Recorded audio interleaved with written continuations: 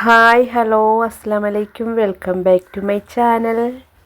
പഴവും സേമിയയും കൊണ്ട് വളരെ സിമ്പിളായിട്ട് തയ്യാറാക്കിയെടുക്കാൻ പറ്റുന്ന ഒരു അടിപൊളി ഐറ്റവുമായിട്ടാണ് ഞാനിന്ന് വന്നിരിക്കുന്നത്. ഈ ഒരു പലഹാരം തയ്യാറാക്കിയെടുക്കാനായിട്ട് ഒരു പാൻ വെച്ച് ചൂടാൻ ശേഷം ഇതിലേക്ക് 1 ടീസ്പൂൺ നെയ്യ് ഒഴിച്ചു കൊടുക്കാം. നെയ്യൊന്ന് മെൽറ്റായതിന് ശേഷം കുറച്ച് ക്യാഷ്നട്ട് ഇട്ട് കൊടുത്തിട്ട് കളറൊന്ന് ചേഞ്ചായി വരുമ്പോഴത്തേക്ക് ഇതിലേക്ക് കുറച്ച് ഉണക്കമുന്തിരിയും കൂടെ ഇട്ട് ഇതൊന്ന് ഫ്രൈ ചെയ്തെടുക്കാം. മുന്തിരിയും കൂടെ ഇട്ട് കൊടുത്ത് കളറൊന്ന് ചേഞ്ചായി വരുമ്പോഴത്തേക്ക് നമുക്കിത് പാനിൽ നിന്ന് കോരി മാറ്റാം.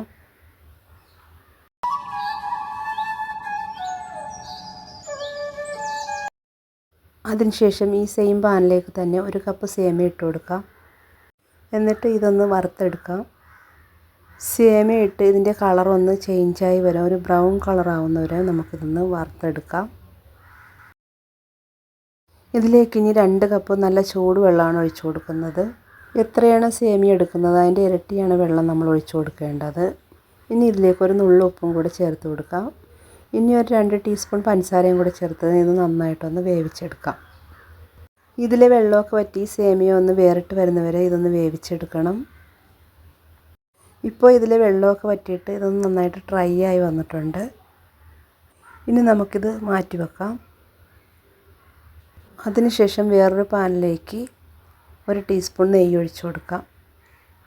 നെയ്യ് ഒഴിച്ചൊന്ന് മെൽറ്റായി വരുമ്പോഴത്തേക്ക് ഇതിലേക്ക് മീഡിയം സൈസിലുള്ള 2 ഏത്തപ്പഴം ചെറുതായി കട്ട് ചെയ്തെടുത്തിട്ടുണ്ട്, നമുക്കിതിലേക്ക് ഇട്ട് കൊടുക്കാം.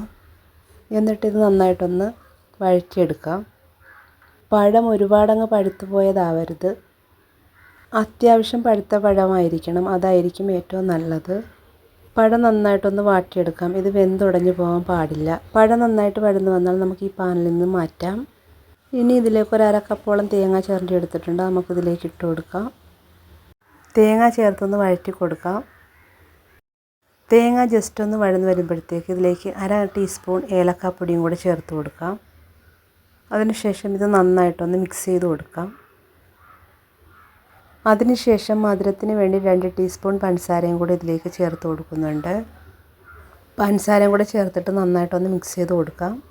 ഇനി നമ്മൾ നേരത്തെ വേവിച്ച് വെച്ചിരിക്കുന്ന സേമിയ ഇതിലേക്ക് ഇട്ടതിന് ശേഷം നന്നായിട്ട് മിക്സ് ചെയ്ത് കൊടുക്കാം. സേമിയ നന്നായിട്ട് മിക്സ് ചെയ്ത് കൊടുത്തതിന് ശേഷം നേരത്തെ മാറ്റി വെച്ചിരിക്കുന്ന പഴം വഴറ്റിയതും കൂടെ ഇതിലേക്ക് ഇട്ട് കൊടുക്കാം. പഴവും കൂടി ചേർത്ത് നന്നായിട്ട് ഇതുപോലെ ഒന്ന് മിക്സ് ചെയ്ത് കൊടുക്കാം. അവസാനം ഇതിലേക്ക് നമ്മൾ ഫ്രൈ ചെയ്ത് വെച്ചിരിക്കുന്ന ക്യാഷ്നട്ടും കിസ്മിസും കൂടെ ഇതിലേക്ക് ഇട്ട് കൊടുക്കാം. അപ്പോൾ നമ്മുടെ നല്ല ടേസ്റ്റി ആയിട്ടുള്ള പലഹാരം ഇവിടെ റെഡി ആയിട്ടുണ്ട്. ഈവനിങ് സ്നാക്സ് ആയിട്ടും ബ്രേക്ക്ഫാസ്റ്റ് ആയിട്ടൊക്കെ കഴിക്കാൻ പറ്റിയ നല്ലൊരു അടിപൊളി റെസിപ്പിയാണ്.